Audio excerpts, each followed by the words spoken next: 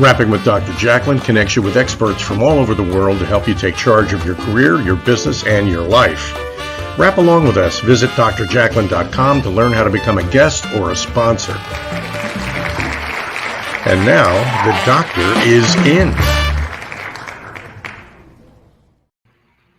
Good afternoon, good morning, good evening. Welcome. We are so happy to have you. You are watching Rapping with Dr. Jacalyn presents Celebrate Great Britain Royally Rich Show. I am your host, executive producer, director, and broadcast engineer. And this show is all about celebrating community, business, and tourism between our great countries, the United States of America and Great Britain. The stars of our show are Pelham and Helena Chard.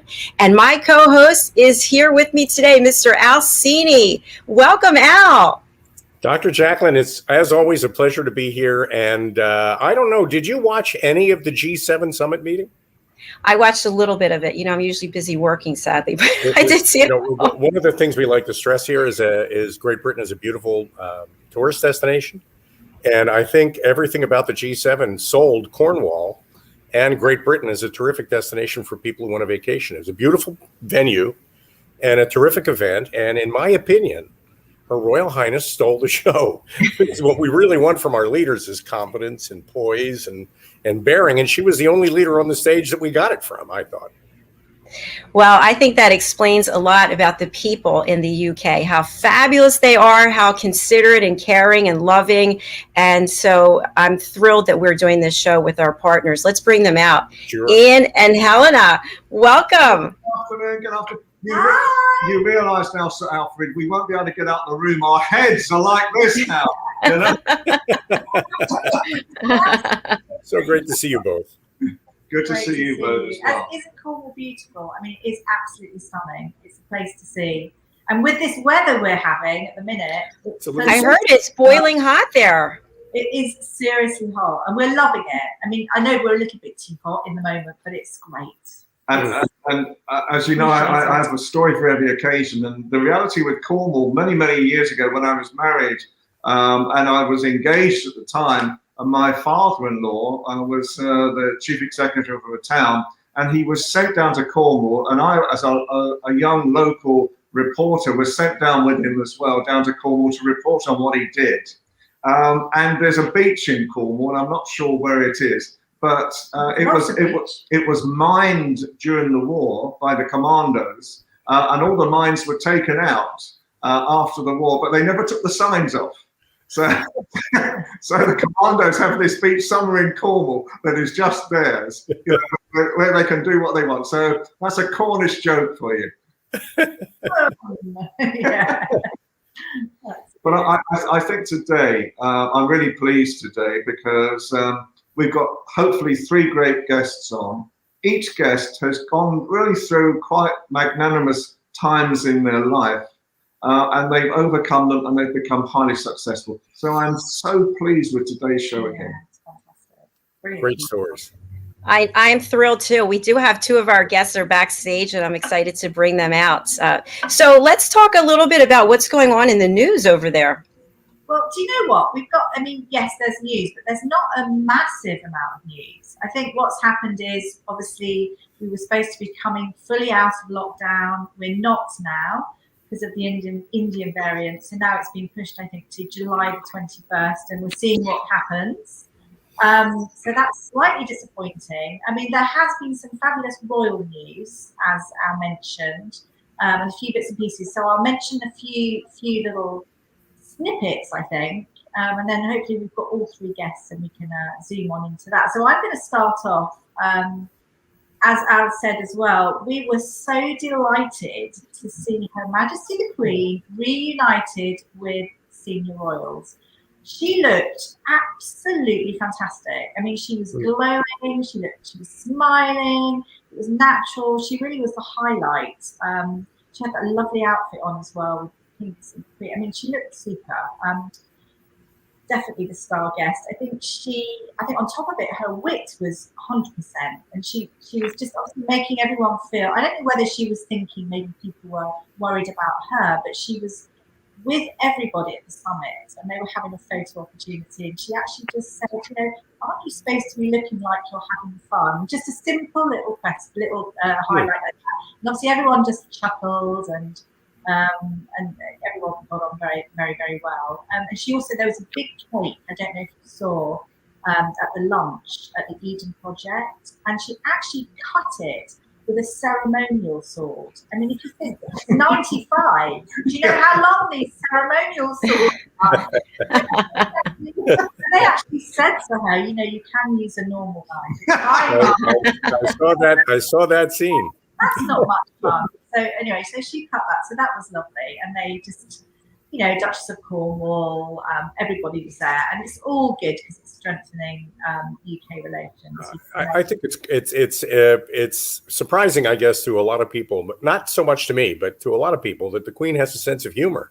I don't think anybody really understands. Life in the Windsor family will generate a sense of humor. You will develop one. She definitely has one. She has a lot of poise and a lot of class, but she's funny.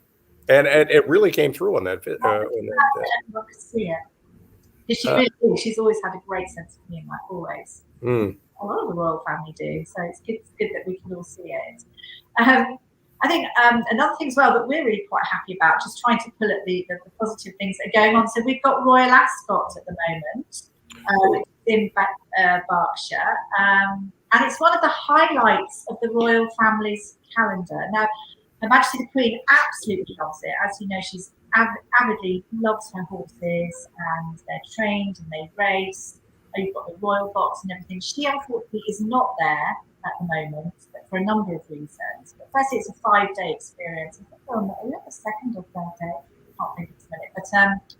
But I think they're also using it as a slight experiment, because there's a few thousand people there, and everyone has been tested for COVID. They don't have COVID, but it's one of those outside people getting together, and they're just going to see how things go. So Her Majesty the Queen isn't there, and she's sat at home watching TV. And do you know what? She absolutely deserves it, because I was working out what she has done as a run up to sort of now, and she has done a huge, huge amount.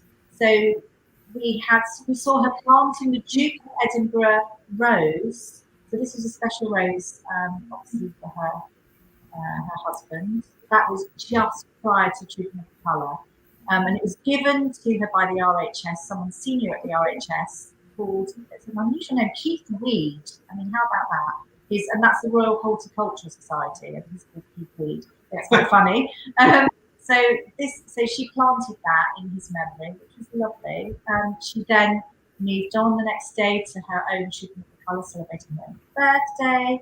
Her eyes lit up as the fly past, went past Windsor, which is great. She met the world leaders at the G7 summit. She then went on to host the Bidens' afternoon tea at Windsor, which went down the treat. And then she was, given an audience with the Australian Prime Minister. I mean, can you imagine doing that each day? And then everyone was saying, why is she not at Royal Ascot? And I'm thinking, I don't think I could manage all of that. And it's tiring. But I think. I'm wondering where she gets all that energy from. That's incredible. I think she's been taking my protein shakes. I have a favourite story to talk about the Queen. Several years ago, one Christmas, the Queen didn't turn up for Christmas morning, where she goes to church. It's tradition. All the royal family walk to the church. The Queen is driven to the church on Christmas morning. She didn't turn up one year. And I was working for a TV network in London, and a producer pinned me to the wall and he said, tell me truthfully, is she dead? Is she dead? So I'm having to deny, hopefully properly denying that the Queen in reality was not dead, but I didn't know why. I did know why, but she had a severe cold. But the thing that amused me at the time was I was told a few days later that the rest of the family had gone to the church, and she was sat up in bed, and she was channel hopping. Would you believe? There's the Queen in bed with a cold, channel hopping. Yes, you do. Trying to decide what she was going to watch, and she was calling her courtiers to see what they were watching as well on television. And for me, probably the funniest of the lot was, what ringtone do you have for the Queen? Well, You know, so it could be like the royal anthem, and you know, all the courtiers would run to their mobile on Christmas morning because they knew it was the Queen. It might be Queen playing Queen, you know. I was trying to work out what type of ringtone would you have on a phone if you knew the Queen was with you. Crazy, we could suggest one. You mentioned that Her Majesty invited President Biden to tea, and one of the snarkier reporters here in the U.S. said he'll never make it to tea because he's forgotten all the letters after R. Yeah.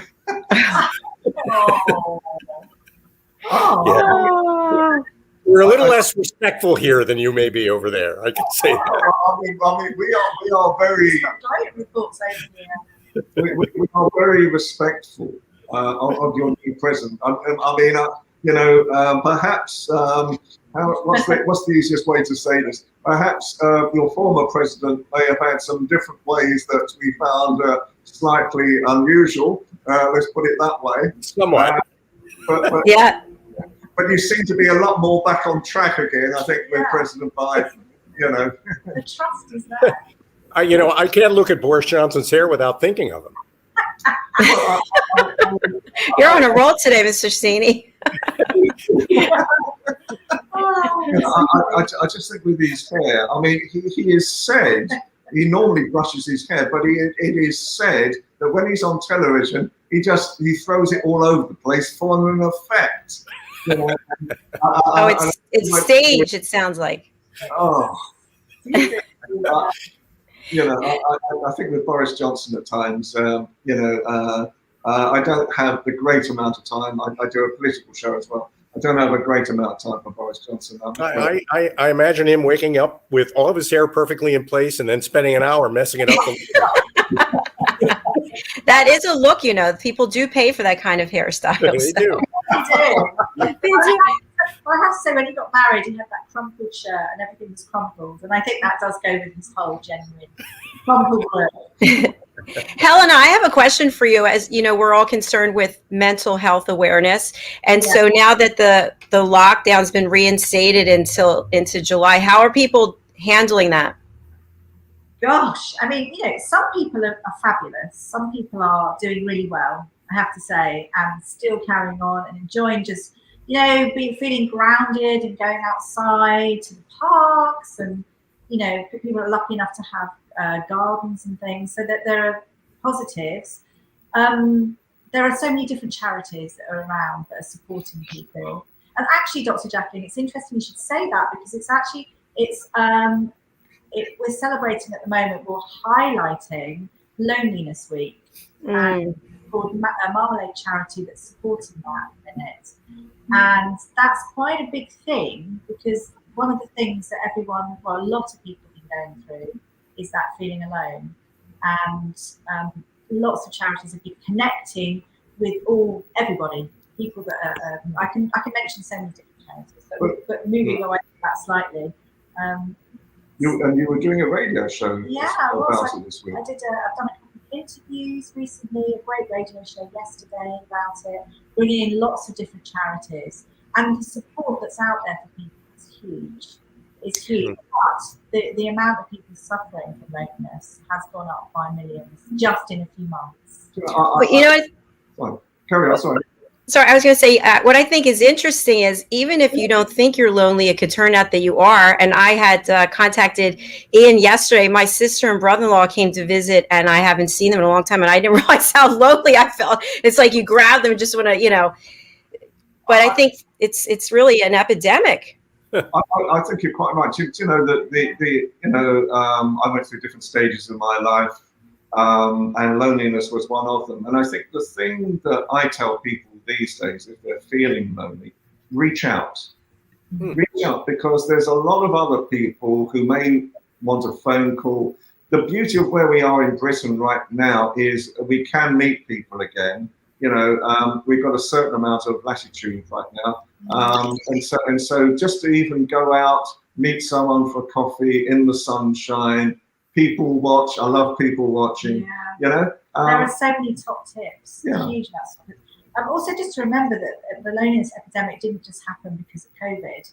This has been going on for a long time. I mean, in 2018, here in the UK, we've actually had a loneliness minister in Parliament, just to make sure that everything is being monitored. So there you go. Real quick, I know you've got a commercial break, Dr. Jacalyn, but a friend of mine recently enjoyed a visit in person by his 5 grandchildren. And at the end of it, he took his son aside and said, next time, just bring the pictures. It wasn't you, was it? It wasn't. I think it was Mr. Cini. No.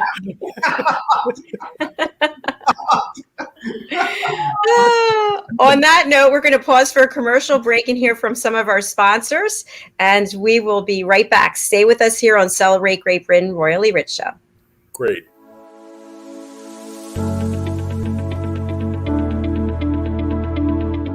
The session that we had with BCAT was really entertaining and enlightening. We were able to put together some very specific steps that we as individuals can take, and it was really fun to all come together and see sort of where we're going as a team and how we can all get there together. We had a tremendous experience with the BCAT partners. One of the challenges that we have as an organization is to make sure that we have the right people in the right chairs doing the right thing. To do that well, you have to have synergy. You can try to dream up ways to make sure that your group does that, or you can rely on experts. We would recommend BCAT partners to anybody who's looking to take their organization to the next level.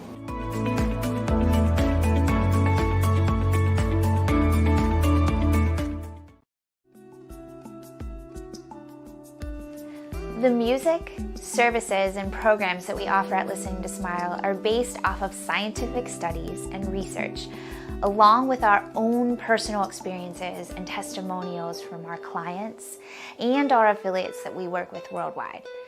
My own personal journey began in around 2010, and I tried to find relief from a chronic illness that I was diagnosed with. And the traditional ways of healing, they tried to fit me in this box, and that didn't work for me for so many reasons. And this led me to a self-discovery that I never expected to be so life-changing. Healing is multifaceted. It requires us to really look at our whole selves and to get really honest about what we see. I started to see movement towards recovery when I started to integrate yoga into my life daily. When I started to incorporate the music into all aspects of my life, including my yoga practice, my healing completely accelerated. And listening to Smile's music helped me to open my consciousness. I was able to open my eyes to new perspectives and make changes that I needed to make in order to recover. The most noticeable difference that I saw right away, like immediately after listening to my first frequency track, was how much my anxiety stopped, completely stopped. There was such a relief. My mind was actually quiet for the first time in so many years. I felt safe. I felt this comfort and this peace immediately. I continued to listen daily, and I found that amazing things were happening inside of me. I felt calmer, I felt happier, I felt like I was in this little bubble of peace. Physically, I started to see the changes happening. I started to see the things happening in my body that needed to happen for me to heal from my illness. I felt empowered, I felt hopeful, and something that I hadn't felt in years. This is why we at Listening to Smile integrate yoga and Listening to Smile music together. We see such a huge benefit from integrating the music into other modalities of healing. It accelerates these modalities, it steps them up to another level because it works on the brainwave states and the neural pathways in the brain. This is something that is not very easy for us to do alone at home, but the Listening to Smile music makes that possible. This is where real change happens. This is where the body and the mind sync up and work towards health of the being as a whole. That is true health, and listening to smile frequency music will get you there.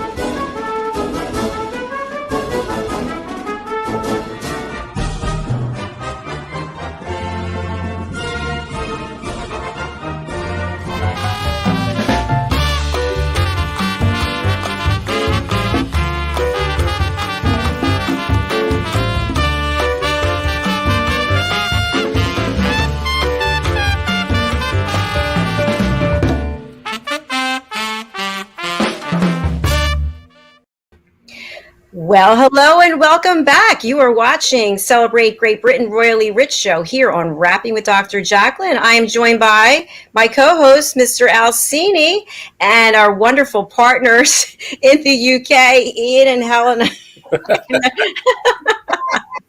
We'll never learn that. We'll never get that one right. Well, we've got some great guests backstage. I'm so excited. We have indeed. The first guest is a great friend of mine. She's the most incredibly gifted, courageous young lady as well. So I'd like to bring on Elisa Adili, please. Let's bring her on the show. Whoa. Hi everyone. Welcome. See you. Thank you. Now- How are you guys? We're good. Very good. So just to let me give a little bit of an understanding, Elisa, first of all, because Elisa, you have a quite a serious sight issue, and we get that. Yeah. You know, and for your young age as well, that is a really hard thing to deal with. I get that as well. But the big but is you remain beautiful, you remain courageous, you remain ambitious. You have everything going for you as well. Definitely. So the question I would like to ask, really, at the first of all, you've overcome all sorts of issues in your life, and a very young life as well at the moment. And you are still powering forward. What gives you that drive? What gives you that ambition? Let me just start off by talking about my condition firstly. It is quite serious when you talk about it. It's called retinitis pigmentosa. Not a lot of people have it. It's quite a new condition. It's quite a new impairment. But I feel as if that, I've always been quite a positive person. So I've never really let things get in the way of what I really am ambitious for. So, I've always wanted to finish school, always wanted to get a degree, which I have now finished, a degree in sociology, thank God. But I just feel like disabilities can never stop you from doing what you actually want to do. You just have to have the sort of mentality. You have to have the people around you that motivate you. Also, a great support system is good. The place that you live in is very important as well, because the facilities that are given to you, the opportunities that are given to you are very important from where you live. Luckily in London, we have a lot of opportunities, so that was helpful whilst I was, studying, etc. Going out as well, London's quite a nice place to go out in. So, with the good friends and the good people around you, it motivates you to just do what you want, go and have fun. There are worse things that can happen. Disability is not like the worst thing in the world. So it wasn't the end of the world for me when I did find out what my disability, what my condition actually was when I got diagnosed at 16. It was more of a thing where, because I didn't know about it, that's all that I knew. So the way I saw, because of my visual impairment, of course, I was born with it. So the way I see right now, I've always seen my whole life. So I really didn't know any different. So I was kind of forced to adapt from a young age to how I actually see, because I didn't know it was a problem from the first place. So it's motivating to know that, you know, you get to a point, finishing, you know, primary, secondary, and then when you find out something like this, of course it's quite, you know, upsetting, but you know, I have to think about the achievements that I've achieved up until now, so to keep me going. That's amazing. So would you say, Elisa, is it easy, or can you share how it is for people with disabilities travelling around in London? Is it easy to enjoy London and Great Britain? Of course, I've enjoyed it. I love the UK. Like I think it's so authentic. It's so fun. It's so interesting. It's just there's a reason why the whole world loves London. Like there's literally nothing to hate about London. Of course, you know, anywhere you go, there's going to be obstacles. There's going to be, you know, difficulties getting around because of the crowdedness, especially in London. London is crowded all the time. Obviously, you know, when you're in a country like this, which is more socially developed, there are a lot of people that are more educated on disability, so they tend to be more attentive and accepting of people who may have struggles. So wherever you go, you know, you're bound to find someone that's going to help you around if you need help. You know, in places, for example, when you go out, when you go to train stations, when you go to shopping centers, there's always people there that are trained to help people like us. So they know exactly what you're struggling with. They'll ask you before you even ask for help. They'll ask you if you need help first, so maybe you don't feel shy, or you don't struggle to tell them that you do need help, which is comforting for some people, because a lot of people may feel ashamed or embarrassed to express the fact that they need help or that they are struggling from something. But you know, people can be rest assured that when they do come to London, well, Britain as well, that everyone's aware, everyone's alert, everyone's accepting. You know, everyone has problems. You know, it's not just us that have disabilities that have problems. You know, it is hard to accept. You know, it's hard to accept for anyone that you know, we struggle and that we need help. But if we don't express that, no one will express that for us. But there are people that will help regardless, and they will see that even the tiniest struggle can stop you, and they will help you with that. So, you know, obviously going shopping is very easy nowadays. I love shopping personally. It's my favorite hobby. Honestly, but when I go, I know that if I go on my own, I'm going to be completely fine. Not only because I've basically learned my way around every shopping center here, but it's because there's actually loads of people. Like, it's so overstaffed now. Like, people in shops, people in shopping centers, they are literally trained for this. It's not something that's new. Obviously, you know, until recently there was less understanding of disabilities, because disability has a spectrum.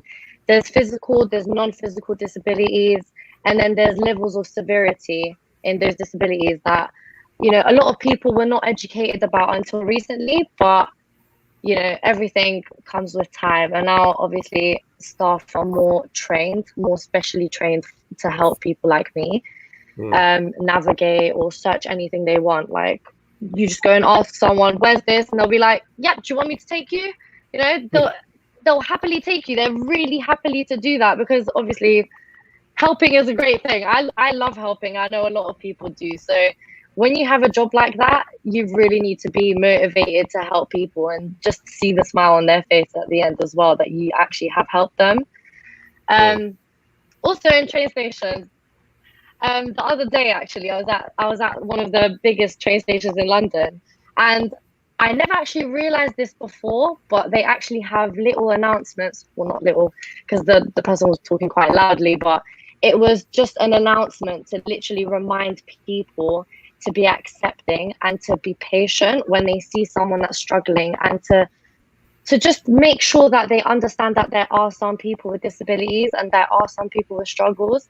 And I thought that was a really nice and comforting thing, because that was the first time I'd actually like listened to the announcements, and I was like, wow, they actually take the time out of, just to make that small announcement that can make a big difference to people like me. So I thought that was really nice. And the fact that, a lot of people can listen to that and then just recheck and think, okay, I need to be careful. If I do see someone struggling, then I can help. You know what I mean?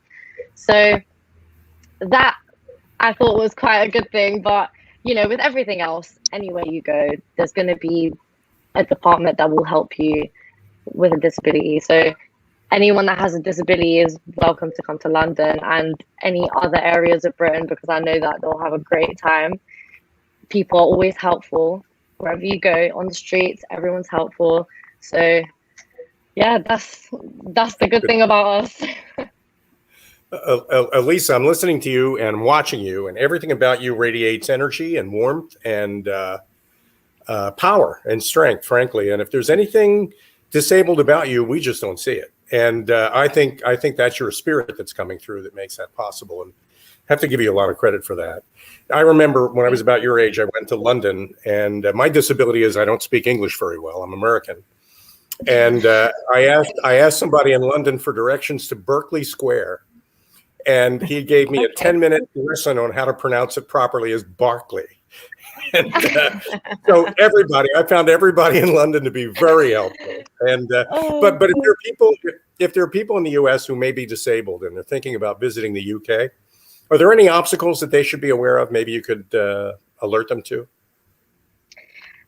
Firstly, on what you said, pronouncing the streets and stuff, trust me, I'm no better, honestly. I've lived here my whole life and I still don't know how to say certain streets. It's just the spellings and the pronunciations are different, so I don't blame you for that. Some obstacles, obviously, as I mentioned earlier, crowdedness. Wherever you go, like obviously, very big tourist attraction areas, which are like Oxford Street, Central London, shopping centres, etc. I'm talking about London and other areas in the UK as well. There's a lot of like attractions that tourists go to mostly. Obviously, we're always crowded around here. We're always crowded. Wherever you go in Britain, it's always crowded. And I know that for a lot of disabilities, that is hard because, for example, people like me, I do find it hard to navigate around people when I see that there's large groups of people, because obviously, with a disability like mine, it's like when I see crowdedness, my brain just shuts down. Like there's no way that I'm finding myself out of that ever again. But luckily, that is an obstacle, but hopefully people won't have to deal with that as much, and they'll be with people that they trust when they're navigating around Britain. Maybe that some other places, for example, like cinemas. I'm mostly talking about my disability, because I know that in cinemas I'm not really a big fan because it's so dark, which doesn't really help. But when I'm with the right people, it helps, and obviously there's staff there to help as well. A lot of people are accepting of people who might not be able to see in the dark, for example, or navigate around the cinema, for example. Shopping centres again as well, crowded. Just that, to be honest. Maybe there's some places that don't have the right facilities, may not provide, for example, wheelchairs, or for example, for blind people, they might not provide people to help, which is really rare though. It's really rare, because we are in a place that is very economically developed, so we do invest a lot in the facilities that help people with disabilities. So there are a few obstacles, but not so many that are so detrimental, that are so great. It's very comfortable, getting around Britain, from what I know. Thank you. Elisa, you're such a strong, beautiful woman, and I just really admire your courage and your fortitude and the fact that you're an advocate for other people.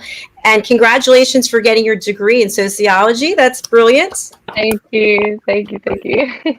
We talked a little bit backstage about the fact that you have this whole future ahead of you, and I'm just wondering, where do you see yourself going? What does your future look like, and how can we help? So my passion has always been to just help people like me. Help not even just people with disabilities or young people with disabilities. I'm very passionate in caring about others and being very careful and helping people achieve what they want to achieve. Whether it is young people, whether it is older people, whether it is children. There's always been that natural instinct that I've had to just help anyone that I see that needs help, and I've always just wanted to.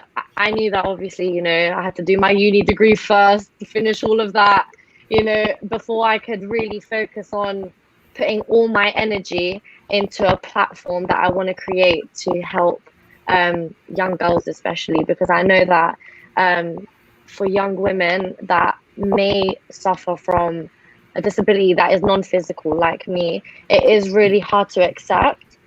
It's hard not just for women but for also men, young women. It is very hard to accept that we have a disability because of the peers around us or the society that we live in, the people around us. Other young people may not be so aware of what we're suffering from.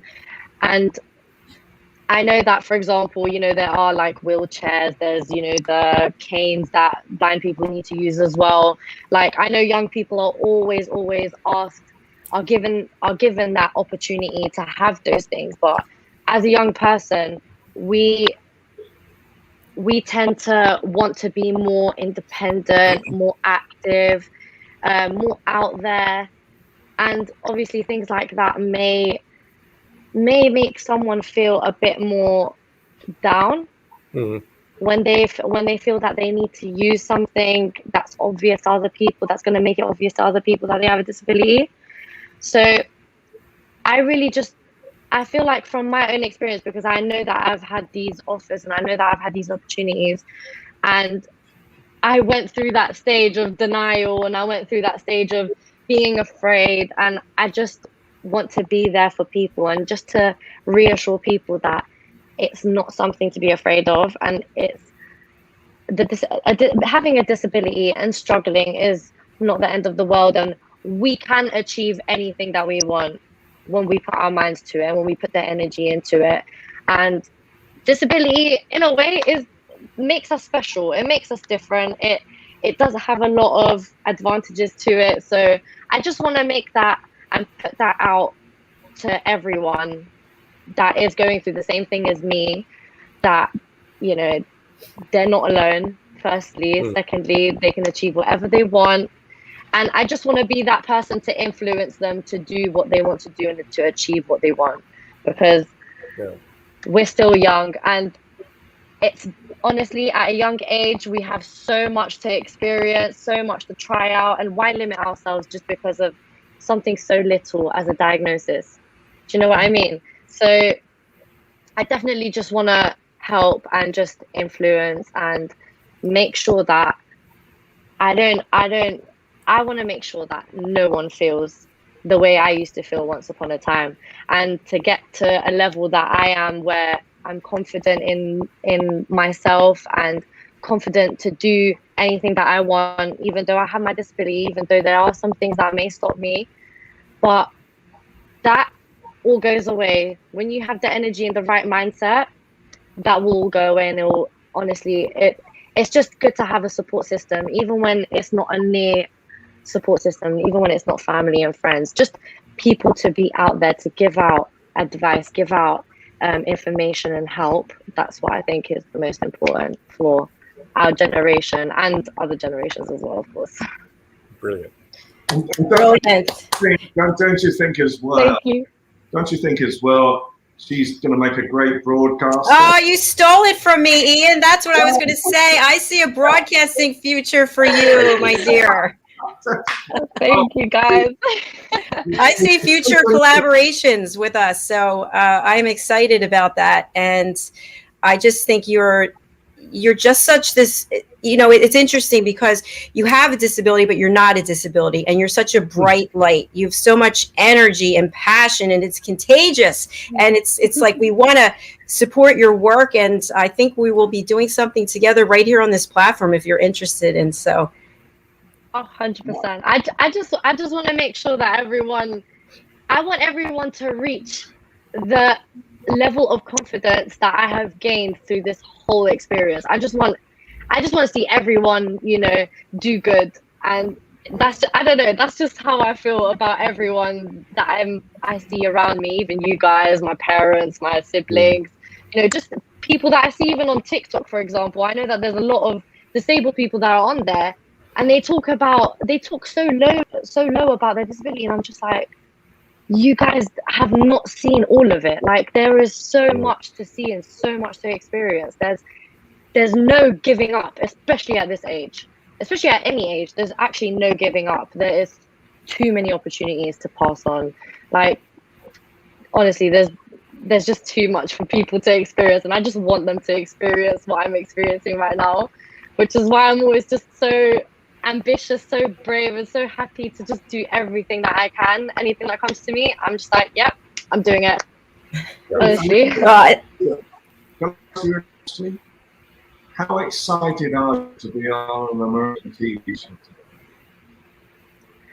Honestly, before this, I was very, very, very nervous. But I know that when I get on it, I know that this is what I want to do. So although the nerves, I know there's nerves are normal. So, you have those nerves before, coming on, and then you're like, oh, this is what I want to do. So, might as well just relax, words of Dr. Jacalyn's, just relax and have fun, isn't it? So that's just the whole point of, being here and just, being able to give out good energy at the end of the day.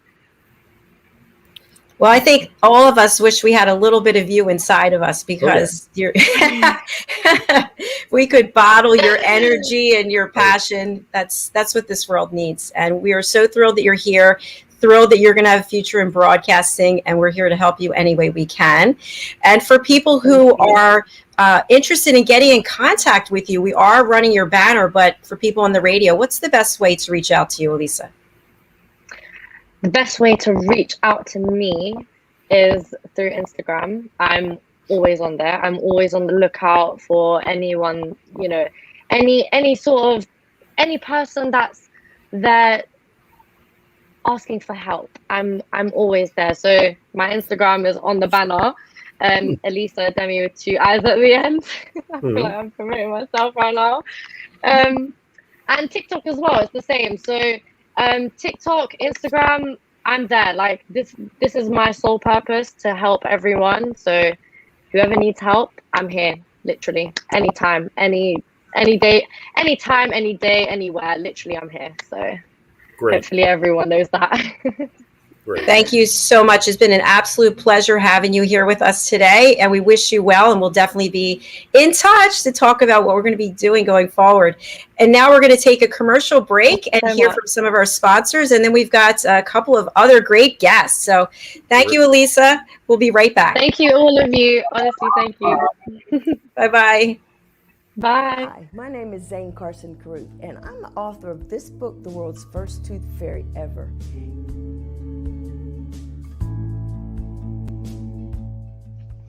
Reading is magic. Studies have shown that reading to your children lays the foundation for greater success in life. Reading helps develop language and vocabulary skills. It helps improve memory, and it encourages curiosity and inspires creativity. The benefits are immeasurable, and as a parent, you'll benefit too. In only 10 or 15 minutes a day, you'll be creating more memories and a bonding experience that will last for years to come. So take time to read to your children. Read them books about things that engage and interest them. Tales of fairies and magic fascinate children, and as everyone knows, the Tooth Fairy is at the top of the list. If your child loves magic, wands, adventure, and what child doesn't, you'll love reading them books from the trademarked series The World's First Tooth Fairy Ever. Follow along as Bella, the world's first Tooth Fairy, accidentally starts the Tooth Fairy tradition. Learn the tricks of being a professional Tooth Fairy in the book Bella Starts a Tooth Fairy School. Your child's imagination will soar as you read the adventures of Bella and her magic wand.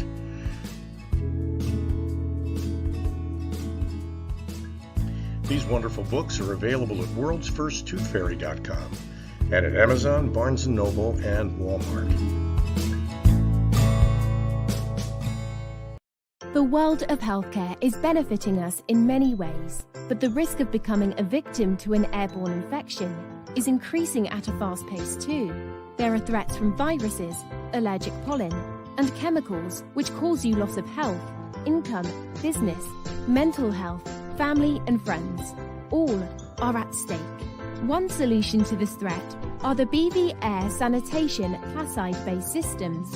When you call our team on 0208 104 3253, you find out about the amazing protection available. Protection that uses certified Battlefield, tested, standard and customized air disinfection systems for your personal and business use. Each system uses a filterless technology known as Placide, which attacks all airborne particles with microlighting to destroy and eliminate viruses and other harmful particles in your office, transport and home. You also benefit from extra bonuses such as low running and maintenance costs, no regular filter and part changes. You get to work with our trained experts and professional staff and be made aware of the latest in airborne protection and disinfection strategy. Keep yourself healthy by working with our trained experts and Placide virus killing systems, which keep you safe from airborne viruses. BV Air Sanitation Limited. We save lives, save businesses, and prevent infection. Schedule your free consultancy call and virus protection checklist. Call 0208 104 3253 or connect to us on www.bvbuster.com.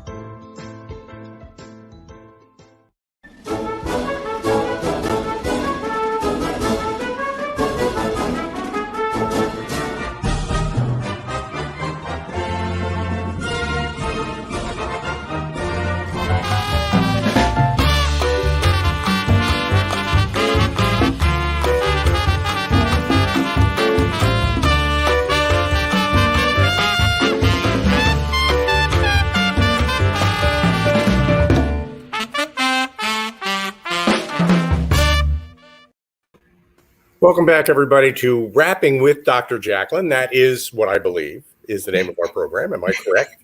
Dr. You got it. You're in the right place. I'm actually nailing it today. But what I look forward to on Wednesdays is working with Ian and Helena because they always bring such great guests. And I know that we're about to talk to a psychic, and my palms are a little sweaty. Mine too. But I've reached an age where I'm just happy to have a future at all. Alfred, the next guest I know very well is one of the most beautiful women. She's got the most beautiful soul to her, and she is a celebrity psychic medium. Her name is Gemma Stacey, and she is incredible, absolutely incredible. So I have to bring her out. Hi, welcome. Hi. Hi, Gemma. Thank you for having me. It's quite all right. I mean, thank you for coming on. Do you know what? We've got the most incredible show today. Everybody, all our guests today are so full of passion for what they do. They've overcome issues in their life. And we're so grateful for you coming on the show at the same time. So, Gemma, I know that when you were younger, you were laughed at when you were sort of talking about things that you could see and happen. You do the most amazing things now. You know, you really sort of can foretell futures. You can tell all sorts of things with your spirit guides. But how did you, in the first place, overcome all the doubters, all the people who said, for example, you would never have a child and you have your son now. How do you overcome things like that and become the beautiful person you are today? So first off, as a child, my teachers always said to me the fact that it was ridiculous and I shouldn't have dreams like that and that I should accept what I can and cannot do. So I've always been very deaf since a child. But being that I'm deaf on this side, I hear spirit and I've always heard animals, people. I can pick up on what the feelings, thoughts are from a young age. And I always knew to trust in my guides, to trust in this energy around me. And I knew to never give up. And I knew that anything is within my grasp. It's the same as any of us. If we just trust and believe and bring through that manifestation of that energy together, we can achieve anything. And I remember being on set when I was an extra on a big film, Hollywood big film. And I remember standing there smiling to myself, thinking, thank you to my guides for being so blessed and have had so many opportunities. And even to the point of when I get to do my work now and I work with different well-known personalities, and I still pinch myself because I'm like, yeah, I trusted and believed. I believed that I was able to do this. And I mean, being bullied when you were younger and being told that you won't get anywhere by your teachers, it's really hard because you always know where you want to get to, but it's almost, you feel like that they've already lost faith in where you're going to get to before you even start. So you have to work extra hard to always hold your confidence, to trust in what I'm being told, to trust in the information, and to never give up, I suppose. It's always being strong and knowing that who you are in yourself, the essence of who you are, you completely understand that and believe in yourself.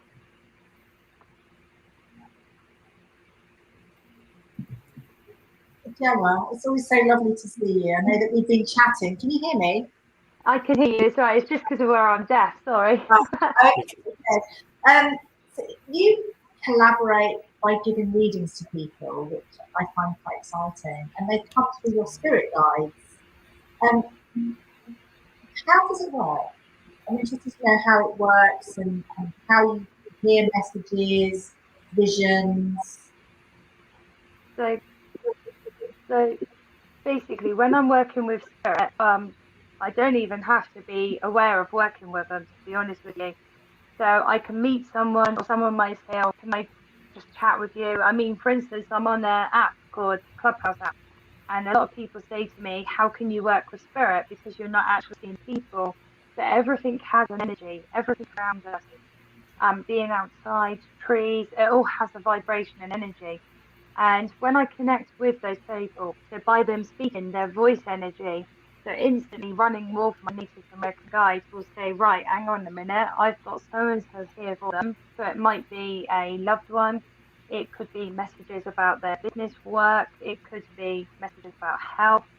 So I always, for me, it's really important to make sure that when I'm giving those messages, it's very clear. So they show me with the full senses. So I get, for instance, I get visions while I'm talking to the person. I take on the ailments, if there's health ailments, I can feel that. I also get the smell, touch, taste, all through. So it helps me to, when I'm explaining to people, I always say to them, I say to my guys, please make sure you put it into English so that I can bring it through the best way I can, so that whoever's receiving that message fully understands the message. But a lot of the time it can be thoughts that that person's had, it could be things that they've dreamed of, it could be things that they've gone through and they've never discussed with anyone. So it's quite an incredible experience, because by the end of the reading, or by the time I've talked to someone, they always say to me, I feel like I've known you forever. I feel like we've been friends for years. And a lot of people that I've read for have stayed friends with me. So it's really nice, because I rely and I trust on the energy that's around us. It's so pure. It just shows everything in its purest way, but it shows that every one of us has a connection and every one of us can lift each other up. And by completing those readings, I feel so lucky and so blessed to be able to connect with so many people, to see their journeys, but also the people that have passed away, the loved ones. They might tell me, I had a gentleman that come through once and told me about his time in the world wars, and he told me about his experiences. And then another time I've had well-known people come through and tell me of different things and how they found things, and it's incredible. It's like you get a first-person view of it, so you get to feel and experience it, and it's just an incredible experience. I feel very lucky. Thank you for sharing that with us, Gemma. Also, I think something that you were told that you could never have children, and obviously that is not the case. How do you remain so strong with that? So from a young age, I was always told I would never be a mum due to health issues, and I never gave up. And I always saw myself as a mum. And I used to find it really hard, like if family members said, oh, that they were expecting, I'd be so pleased for them, but I'd also be a bit sad because I'd be like, I know this is part of my journey. And doctors have prepared me and said, look, you'll never be a mum, but you could adopt, you could do this. And I always trusted that what my guide had told me, that I would be a mum, would be right. And I mean, he told me I'd be seriously ill at 35, and I was. And I knew that I would be a mum, and I've now got my gorgeous little boy. And I tell you, honestly, I always trust in what they bring through. It just shows that no matter how wild it seems or how crazy to others, that our dreams can come true and our deepest wishes can come true. I believe that what we put out helps to bring and help those dreams to come together. And I've always strived to help as many people as I can with my reading, to connect their loved ones, to show them their journeys and their path of where they're going and what they can achieve. And I really feel like, I just feel like I've been very lucky and blessed. And I think because I always went from the heart, the universe always trusted that I would be a mum, and I always trusted that. And yeah, I feel very lucky by having my little boy. And when I actually spoke to my doctor after I found out I was pregnant, I said to him, I said, never say never. There's always hope. If you believe and trust, there's always hope. And he actually said to me, he said, I've never heard of anyone not giving up, because it was 14 and a half years, and he said most people would have given up by then. And I never did. And my little boy was my one and only shot at being mum, and I'm forever grateful. I'm so grateful for the fact that I feel that my guides, and I feel that my German Shepherd I lost, it broke my heart losing her, and I've always said I'm sure that she sent him to me, and I feel very blessed, and I'll forever be grateful to have him in my life. That's so lovely. I love hearing that.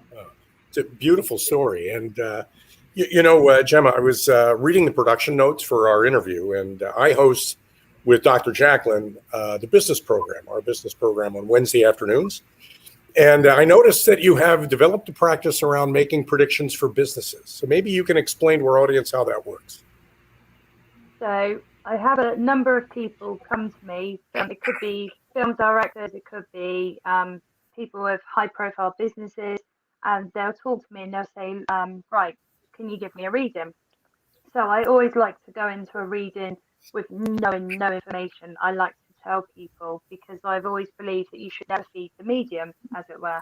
And for instance, I had a gentleman in the last couple of weeks actually talking to me about he needed a reading, but he wasn't really sure of psychics and what they could bring. So I told him about a business deal. I told him about the financial outcomes of it. I told him about a film that he would be releasing. I told him about the success of it. And I lined it up. And he said, okay, if this all comes about, I'd be really happy. He said, because I'll make a good bit of money, but also projects will work really well. And he actually contacted me a little bit after and said that everything I'd said had come into practice. And I said, I told you, see? And it's so exciting, because you get people come to you and they're thinking about their future. What should they do? And for instance, I told one gentleman about a production he was working on, and I told him what he needed to look for and how to align things up and what was needed. And he's just secured his funding for that, and it's a lot of money, a big number of money. And another gentleman I told him about, he sold houses, and he was trying to sell his house, and he said it hadn't been successfully selling. I told him that by, I think it was 2:15 that afternoon, it would be sold. And he actually came back to me that afternoon and said, "Jen, my house had an offer, it's sold." So businessmen and business ladies, they all like to connect because they said that the foresight I can give them, it helps them so that they don't end up losing money, but they end up going to the right path. Because how I'm shown it is I'm shown the business and then I'm shown each road and path off of it. And the ones that will be successful and the ones that will be a bit more up and down, and there might be issues with it. So it just helps to give them a bit of foresight so they don't end up having too many issues. Interesting. Gemma, it's so nice to finally see you because I've been in rooms with you on Clubhouse and I was just amazed by the level of talent and gifts that you have and how many people that you're helping. So thank you for being on our program today. Also, we have a program with a pet psychic, Amina. And to be honest, when we first started, I didn't know what I really felt about psychics and psychic mediums, and I've learned so much. And it's, what plants are thinking and how to communicate with plants and how to communicate with animals and people. So what you're doing is really brilliant. And I understand you work a lot with celebrities and also with people who own pets. Can you share a little bit about how that process works? Yes, of course. And thank you for coming into the Clubhouse rooms. That means a lot. So working with the pets, basically it all started with my hamster when I was a youngster, and I could hear him talking and he had quite a little attitude. And I remember saying to my parents, and they've always been very supportive. And from then it went to my German Shepherd talking to me to the point where she told me, pinpointed what was wrong with her for ill health. For the first time she told me she had a stone stuck in her urethra, a natural form stone from her body, which saved her life. She was an hour from passing away. And then the second time, she told me that she had a big infection around her skull regions, and it was all enclosed, and she had pyometra, enclosed pyometra. So I told the vet what I was being shown, and it actually saved her life again. She also told me when she'd be passing away, to the day. But working with other animals, she now works with me and helps me. And literally, I can meet someone. So the celebrities I've worked with, it could be they have issues with their dogs, cats. I've worked with horses, guinea pigs, quite a variety, to be honest with you. And I hear them like you or I talking. So, for instance, one celebrity couple had taken on a dog and couldn't work out why there was issues, and there'd been a lot of abuse in the past from the previous owners, and she'd gone to a rescue and they'd taken her on. So it explains some of the things that they needed to do and some of the things that they shouldn't do. And another time it's working with owners. So if the animals aren't listening, or they're saying, "Oh, they're not doing this," and I'm going to take them to the rescue. And when you sit down with the owner and they hear what the animal has to say, it's incredible just to see that bond and to see that connection between them. It's, to me, I've been able to show people and help them to understand that animals do have thoughts, feelings, they are empathic, they do grieve, and it just shows that connection and that relationship better, so that the animal is working with the human, so it's a much better relationship, if that makes sense. It does. It makes a lot of sense. And I think when we heard a big celebrity, Lady Gaga, and what happened, her dogs were taken, and what that must have been like, that in cases like that, somebody like you can really help bring some peace, right, in terms of communicating with the animals. So I just love what you're doing, and the fact that you're here, I'm all excited. It's incredible, because when animals have gone missing as well, I can tell the owners where they are, and who and what's taken them and things like that. So it's incredible to communicate with them and to give the animals voice. Right. Gemma, what's going to happen in the future for you? Anything you want to share with us about how we can follow your work and what you're doing? So I do a lot of headlining for big festivals over here, and I've been doing different radio and TV interviews. But my goal is to show that real mediumship exists, like spiritualist mediumship. So I'm hoping there's more projects in the pipeline. So I'm hoping to be doing more TV work. And I've actually in talks at the moment about a chat show following the work of a psychic. So we'll see where that develops.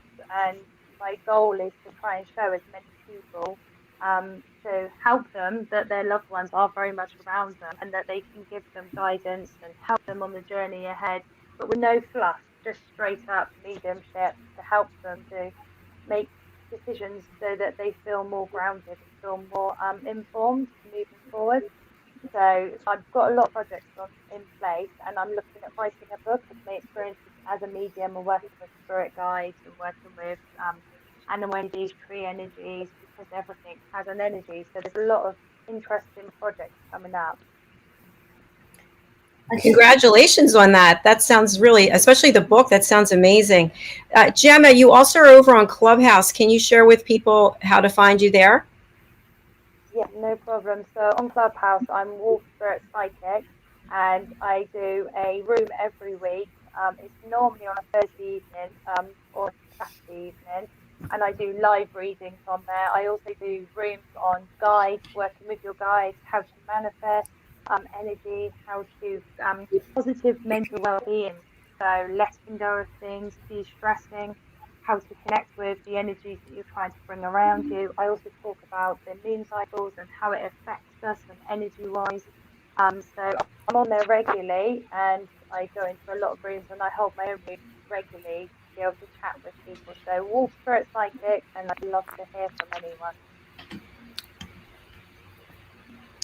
Thank you so much. Any more questions that you have, Helena? I just wanted to add that I know that Gemma, you've had lots of different opportunities coming up, and I know that one of your hopes is to break out into America, into the United States, and that's something that you really would love. Isn't that? Am I right in saying that? You are. I've done a lot of work in the UK. I've got quite a few followers in America that have seen me, like heard of me on Clubhouse, or they've seen me dropping on big radio interviews over there. And my dream is to come over to show my work and to do more like interviews or TV work. So that's the goal, is America to showcase helping people to align to themselves, but to show that you don't have to tell a medium anything for them to notice, if that makes sense. It makes a lot of sense. Let's stay in touch, Gemma, after this and see how we can collaborate and help you with your dream and help me with mine. So. I have a quick question. I know we have to go to a break, but Gemma, if somebody anywhere in the world wanted to work with you, they could do that remotely, can't they? They don't need to be physically present with you to use your services, do they? No, they don't have to be physically present. So I've read for people via video in Hawaii, Saskatchewan, Canada, America, pretty much anywhere, wherever. I had someone the other day in the Alps who I read for, and as long as you've got a video internet connection and you can hear me, I literally just read to you, and I'll be able to just connect and read for them. Can I just say, it's been an absolute pleasure to be on here, and thank you for having me. Well, it's been our pleasure, and we definitely look forward to having you back on another show, and I definitely want to talk to you about a collaboration between us. So stay tuned for that. We're going to be right back. We're going to take a break, and our break is actually a little bit different than something that we've done in the past. We're going to watch a video clip of one of our guests from last week, ILO, and the company that the record label is Licorice Dragon Records. So we're going to watch her video, which is Heroes in Disguise, and then we'll be right back. Stay with us. Right. Picture this, a life where you can leave your pain, a life where you can start again somehow. Picture this, a vision that can change a prayer, happy heart that's always there in the now. So don't be afraid of fear, even though as long as we're still here, we can be anything larger than life, rise up from the ground. We can fall down over 10,000 times, then turn it all right back around.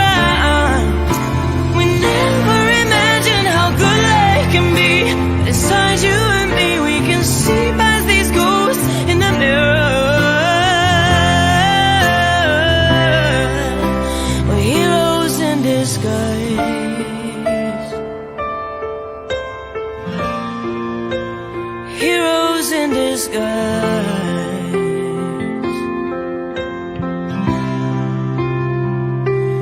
Picture this, losing everything you got, never having had a lot, but holding on and on and on.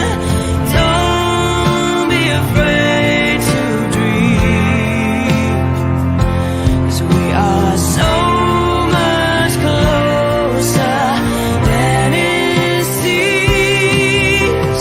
We can be anything larger than life, rise up from the ground. We can fall down over 10,000 times, then turn it all right back around. We never imagine how good life can be, but inside you and me we can see past these ghosts in the mirror.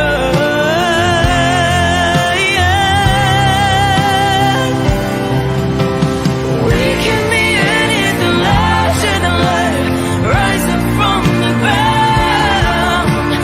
We can fall down over 10,000 times, then turn it all right back around.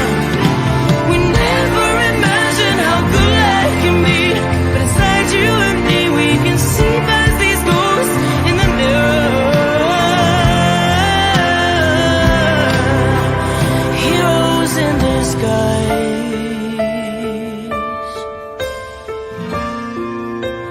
Heroes in disguise.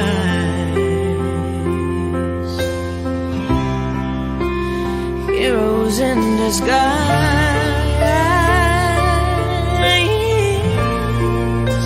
Heroes in disguise.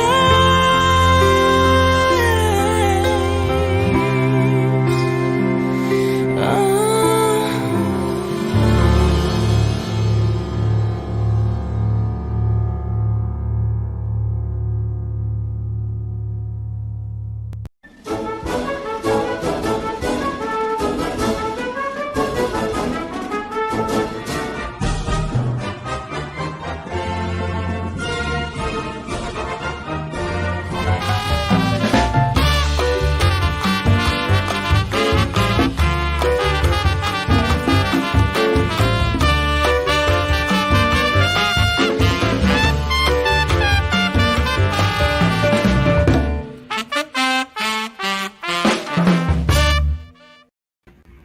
Welcome back, everybody, to Rapping with Dr. Jacalyn. My name, as before, and still is, Alcini.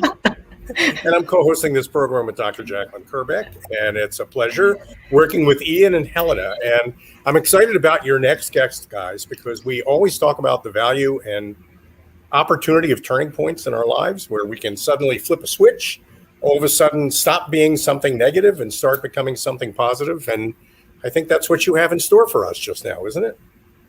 So you do have. I have to say, I've interviewed quite a few people, but Paul Connolly, who's on now, is extraordinary in not only what he's doing, but what he does now. And it's such a hugely long story. I can see it going on 2 shows, to be quite honest. But he is a super, super guy. He's modest, he's sensitive, he's personable. He really has been through a huge amount of abuse. Home, but he's completely fought back, and his fighting spirit is simply amazing. And I think we have a clip that we're going to show. Ian, do you want to tee that up? That's right. So Paul is involved in a movie called Big Boys Don't Cry. Big Boys Don't Cry, and it's basically an adaptation from his best-selling author book. He's got a few books out, Against All Odds, Not Normal, but it's been adapted from Not Normal, and it is a super, super, super feature film that we're about to see the clip of. And it's winning awards. So it's very powerful, very moving. Let's take a look. Absolutely.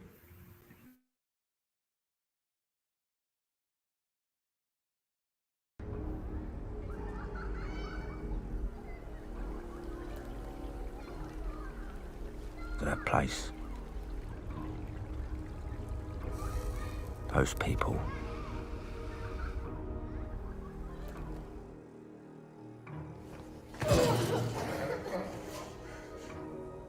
need to talk to you about your time growing up in St Leonard's Children's Home. 6 of your 8 housemates committed suicide, Mr Connolly.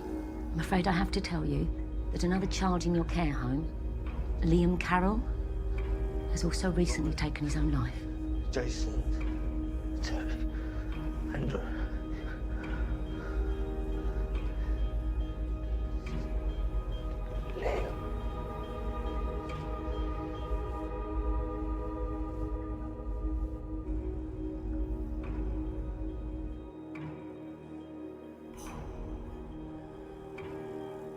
I need to find some people. I said get out!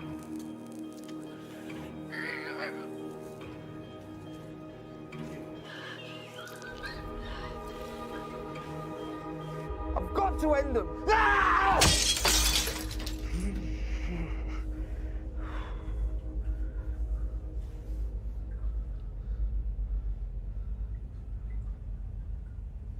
If you want to be spending the rest of your life in prison, boy, I'm happy to tell you what you need to know.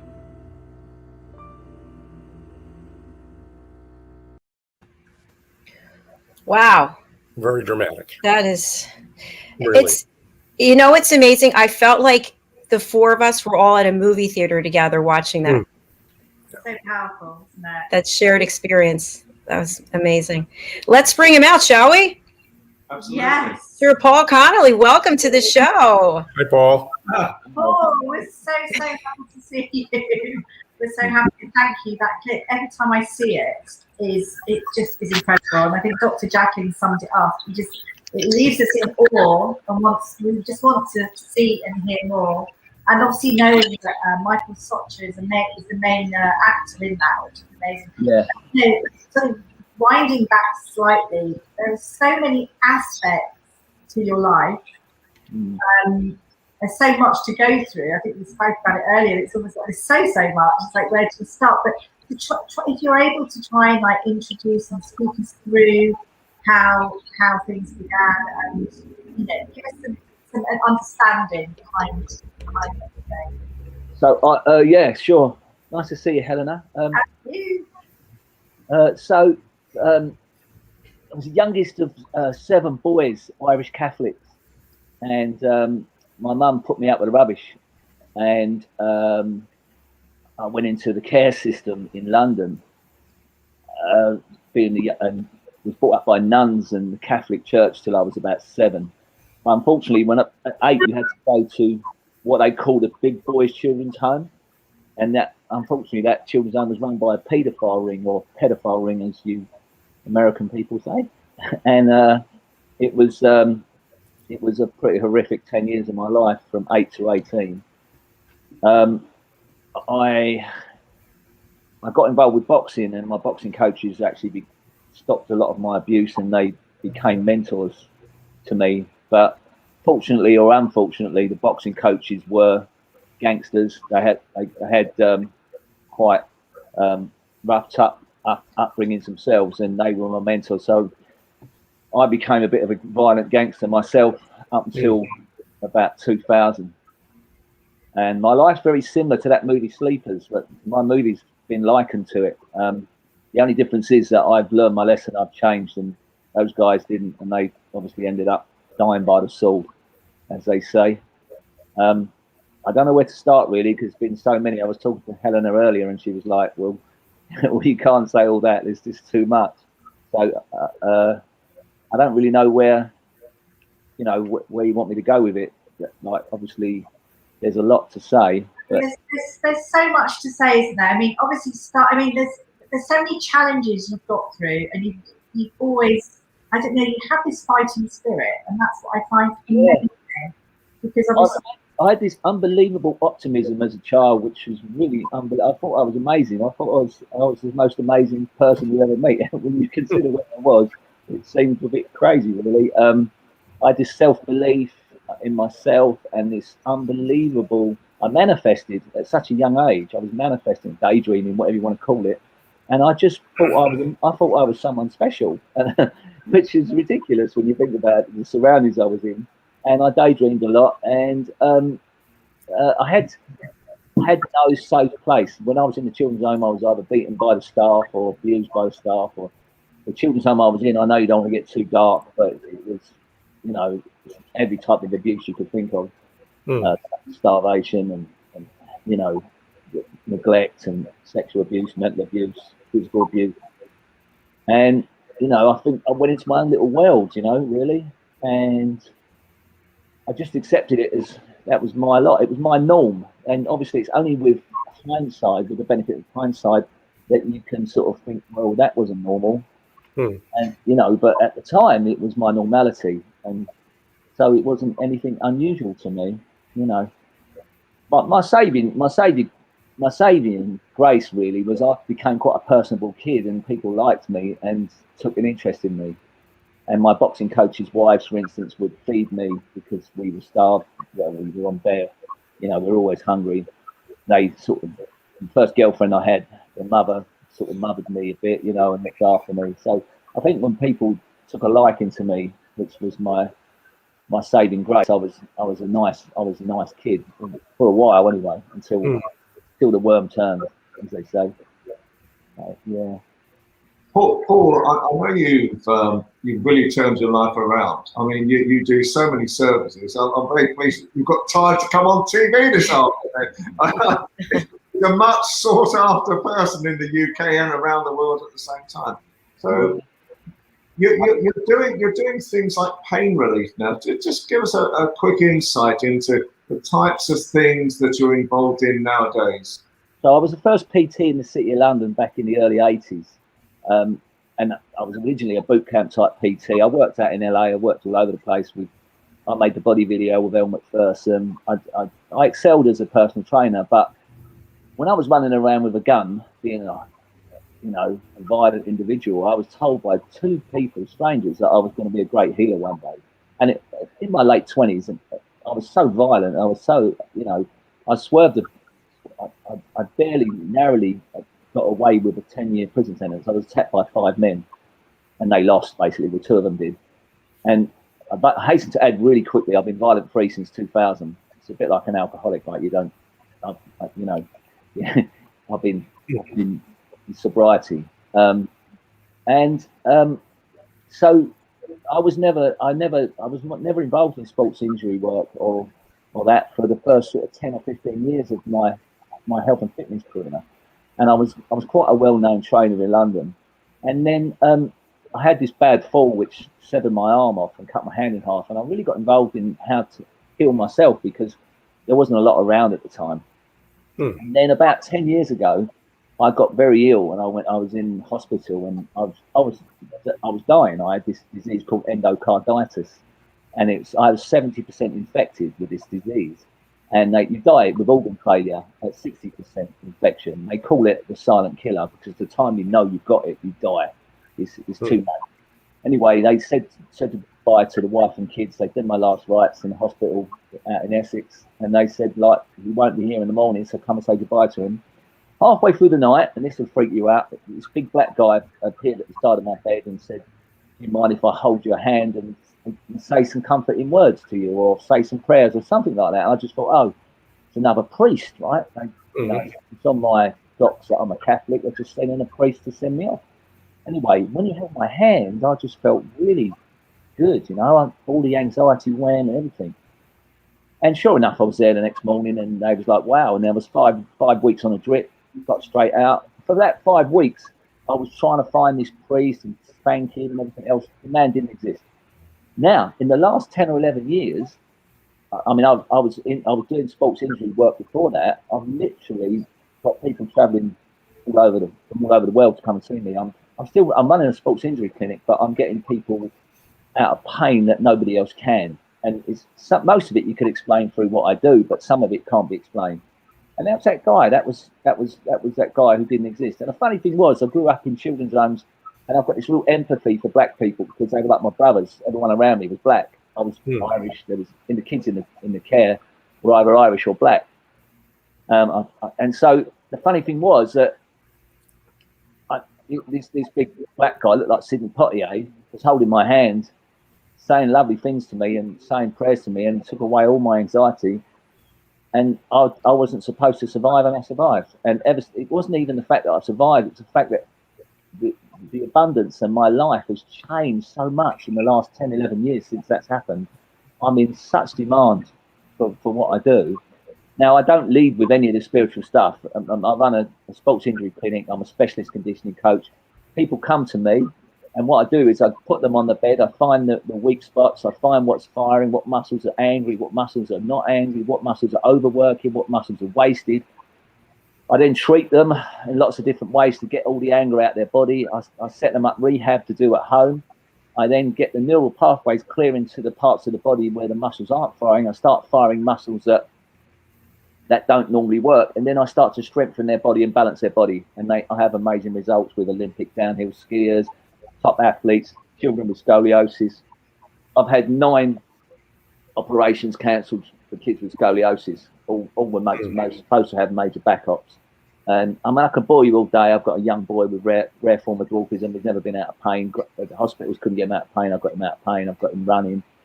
I mean, the stories will go on and on and on. You can imagine the amount of people I've helped in the last sort of 10, 11, 12 years. So, and I've been given a gift, and I don't. None of my my official work titles say any of this stuff, because I run a sports injury clinic. I'm a sports injury specialist, and I'm a corrective conditioning coach. I'm a strength and conditioning coach. So, but I've been given a gift. I've been given a gift, and it's people can poo-poo it, but my life has changed so dramatically since that last near-death experience, and that I don't know who he was or what he was, but he was as real as you guys were, you know. Yeah. Amazing. Yeah. Everyone sort of goes. A lot of people, if you tell that story, a lot of people don't believe you. You know, they're like, "Come on," you know. But that's what happened to me, and that's my story. And my life. I mean, the abundance is like, my kids never go without anything now. I had a woman fly to me from Argentina with scoliosis and spent 8 months in Essex for me to get her back right and send her home happy. You know, no pain, no operations. People flying from all over the place, and I any one time I've got a dozen people on a waiting list waiting to see me, and I could work all day and every day, and I used to get my self-esteem from sleeping with lots of women and people being terrified of me, and now I get my self-esteem from this. This is amazing, you know. I'm a different person than myself.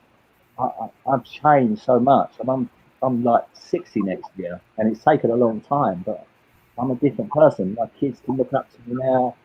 You know, it's a different world. It's a bit like Oliver Twist, you know, at the end of the movie, Oliver Twist, when he opens up the shutters and he's living in all these whitewashed streets, and he's like, he's in paradise. That's where I live. How the hell do I end up living here?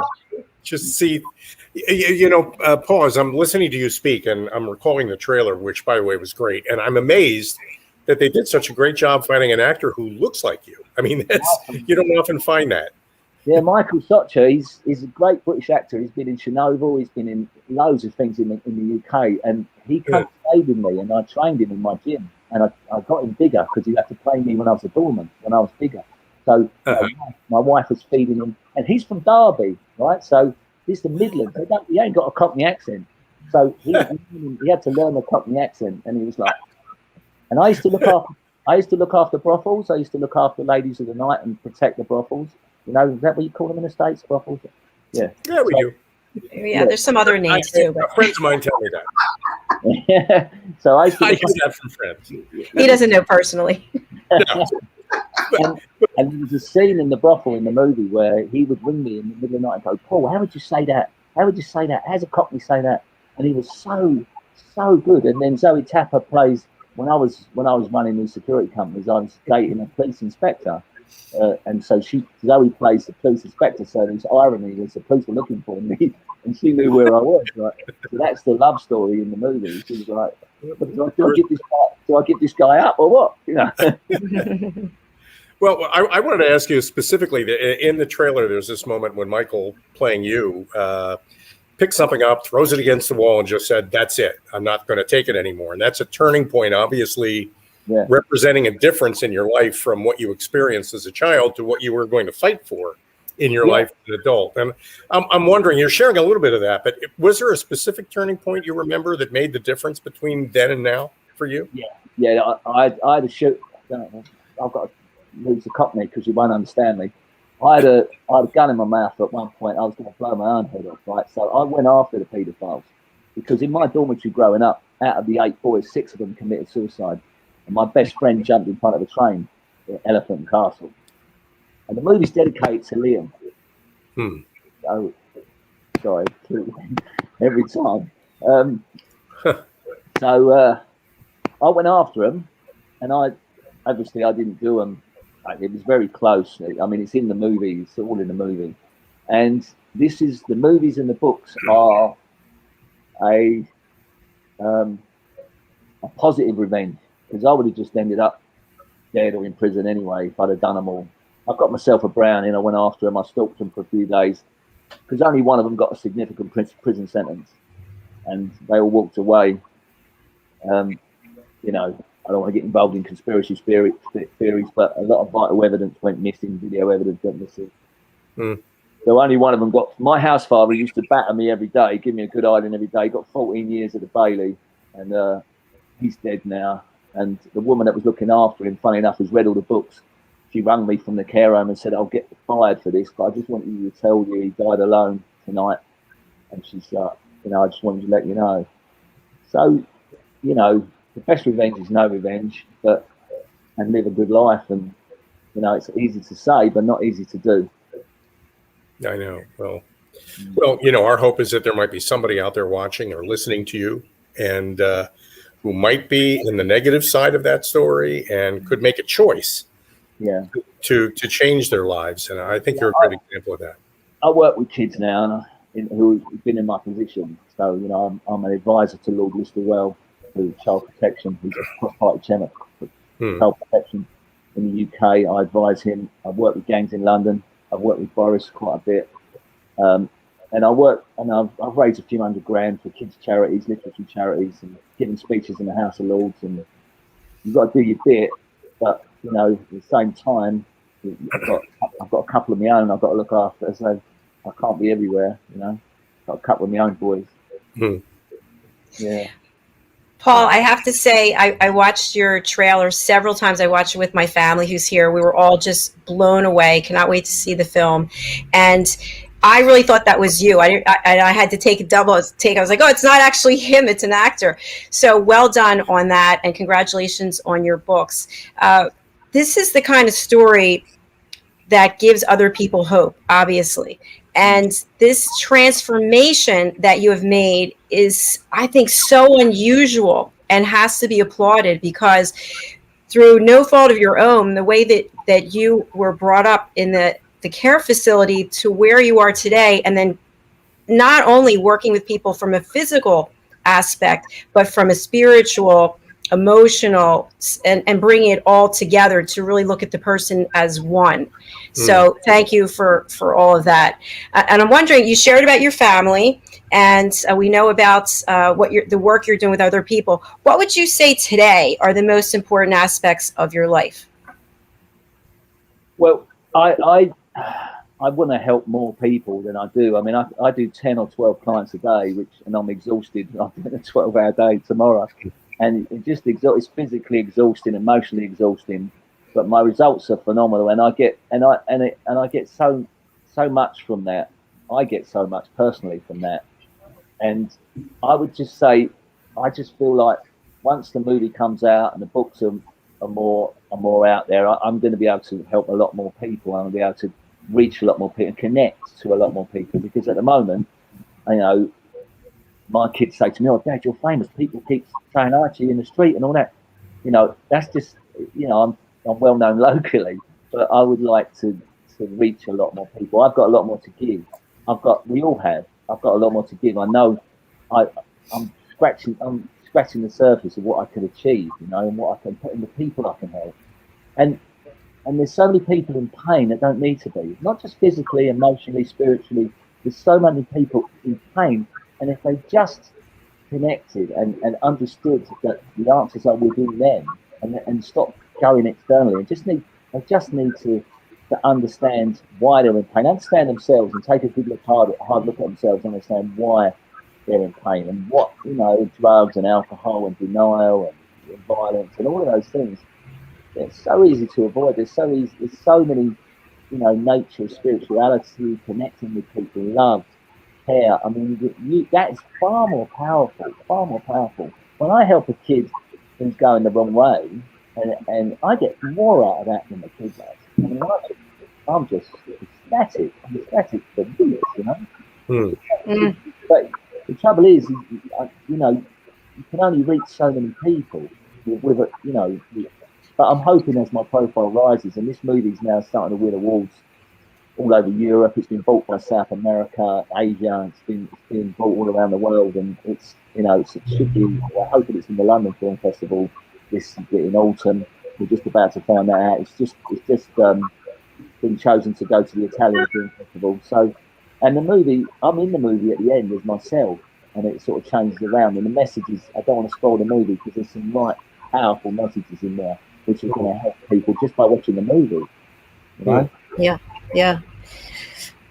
Thank you for sharing all of that. We do have some photographs, Paul. If you could just share a little bit about what we're looking at. Sure. Well, that's just me in on my own gym, doing some boxing training with my boys. Yeah. I love it. Yeah. That's my lot. Even the dog's in there. Oh, the dog, I love it. And we've got one more. That's Liam. You're going to get me crying again. That's my boy, who my close friend who killed himself. The movie's dedicated to Liam. Wow. Liam was one of them very powerful boys, and he should still be here today. But unfortunately, he was abused from a very young age, and some abuse is very hard to come back from. Yeah. Your story is truly amazing, and we obviously don't have enough time to do it justice for all that you've gone through and all the changes that you made and all the people that you're helping. And I'd like to feature you in one of the chapters of my new book, Behind the Mask. So I'll reach out to you to see if I know how busy you are, but to see if you might have time for that. How can people get in touch with you? I have a website, which is specialistconditioning.com. I don't have loads. I've got a Twitter. I'm not great on the, as you could tell, all the trouble I'm getting on here today. I'm not great on the internet, but I've got Paul Connolly at 11, is it, or 11 at Paul Connolly to Twitter. I've got an Instagram account, which is the same, specialistconditioning.com, and obviously Facebook. And the book Not Normal has got its own page. There's quite a few ways, really. Yeah. Well, it looks like if people want to find you, there's plenty of ways to do that. So thank you again for being here, and good luck with everything you're doing. As I mentioned, I'll reach out to you. Anything anybody wants to share before we wrap up? Oh, just thank you so much, Paul. You get me each time. And there is so much, believe me, there is so much that hasn't been talked about. It's incredible. His whole story is incredible. And I look forward to hearing more, as I always do. Thank you so much. You are inspirational. It was nice to see Ian and Helena again, but obviously it's nice to meet you guys as well. Yeah, it's lovely. Lovely chat. Nice meeting you too. Keep on doing what you're doing. Thank you very much. Your friend's life was too short. Your story gives it real meaning. You're to be congratulated on that. Thank you. Don't get me crying again. Right. Thank you again. Bye, Paul. Thank you very much. Thank Take you. care. Bye. Well, that was a terrific show. Great guests. Thank you so much. Getting notified that the next show is starting. So, so Ian and Helena, great job. I don't think that people realize how much work goes into getting 3 guests like we had today and preparing for the show. So well done.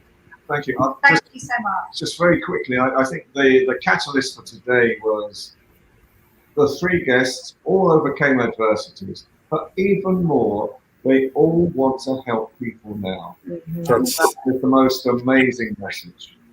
Great common thread. Yes, it is. Yes, it is. Thank you so much. We will talk to you again soon, Ian and Helena. Bye. Bye. Bye. Oh my goodness. Once again, they delivered with incredible guests. Paul's story is like one I've never heard before, and it's amazing. And Elisa and Gemma, these are people that are helping the world just like Paul is. So we're blessed to have them on our stage. Absolutely. And it's an honor for us to bring their stories out to everybody else. So yes, it is. Mr. Cini, how can people get in touch with you? Best way to get me is al.cini@getbcat.com. Send me an email. I have a toll-free number in the U.S., 855-999-BCAT. It's about helping you find the purpose of your company, of your team, the group that you manage. And it's a work we enjoy doing, and it's very much in line with the interviews we have on this program. So purpose and Absolutely. meaning, that's what everybody's looking for in their lives. Well, thank you for being here. We want to thank our sponsors. We also want to thank Licorice Dragon Records for allowing us to play Ilo's music. And we want to thank Elisa, Paul, and Gemma, fantastic guests. And of course, our partners, Ian and Helena. We love you both, and we will see you again soon. So for now, folks, that's a wrap. We're coming back right after this with the Underdog Show. And then Mr. Cini and I will be back for the Business Talk Show. So you don't want to miss either of them. We've got great guests. We'll see you all later. Take care of yourselves. Bye.